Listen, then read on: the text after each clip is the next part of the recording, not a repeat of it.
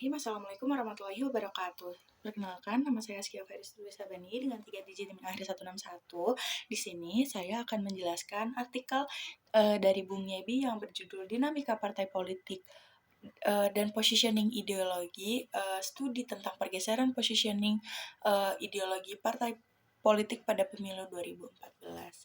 Nah, mungkin terdengar rumit, namun saya akan menjelaskannya secara ringkas berdasarkan dari tangkapan saya berdasarkan tangkapan saya dan pembelajaran saya pada artikel tersebut.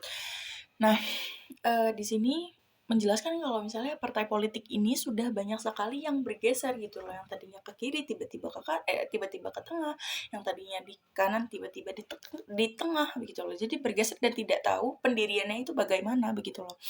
Tidak punya nilai dan ideologi begitu loh. Mereka lebih menguntungkan suara gitu loh dan dukungan daripada pendirian nilai dan ideologinya. Nah, mulai munculnya teori dari Kirschner and Down, Catch All Party, di mana mereka menjelaskan ini tuh kayak merangkul semua merangkul semua begitu loh. Jadi kayak nggak punya bagian-bagiannya begitu loh. Jadi geser dan nggak punya pendirian begitu. Nah, keuntungannya bagi mereka, alasannya bagi mereka itu apa ya? Itu pasti menurut mereka itu biar dapetin banyak suara dan dukungan begitu teman-teman. Nah, lalu Bung Yebi Mahsan Mairudin mengelompokkan 3 kelompok partai besar politik pada pemilu 2014. Yang pertama ada partai dari golongan kiri, kayak nasionalis gitu-gitu kayak PDI. Lalu ada partai dari golongan kanan yang dia cenderung Islam kayak PKS begitu ya, atau cenderung beragama begitu. Lalu ada partai tengah ya, ini yang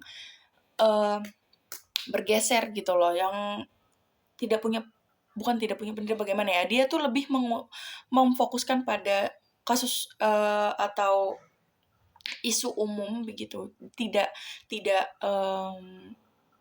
kayak pembangunan ekonomi dan lain-lain gitu, tidak melihat nilai dan ideologinya begitu. Di sini contohnya ada Golkar begitu. Lalu ada pula tiga pola Bung Yebi Mahsan Mairudin gitu loh, melihat pada partai politik ini. Ada 3 pola. Yang pertama ada pola konservasi, di mana pola konservasi ini pada pemilu 2014 hampir tidak terlihat gitu loh, adanya perubahan dari partai politik, pergeseran dari partai politik.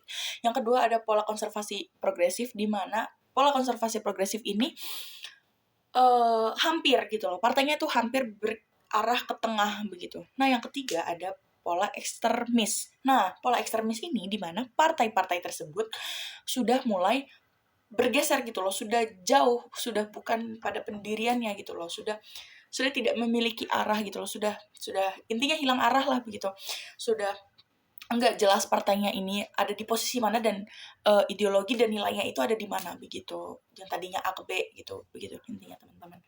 Nah, lalu karena dari hal ini kan banyak rakyat dan masyarakat yang kayak mikir kalau misalnya partai politik ini sebenarnya buat apa gitu loh, kenapa yang tadinya gini jadi gini, apalagi masyarakat dan rakyat itu kan butuh kepercayaan pemerintah gitu loh, butuh kepastian gitu loh, ini tuh untuk apa begitu.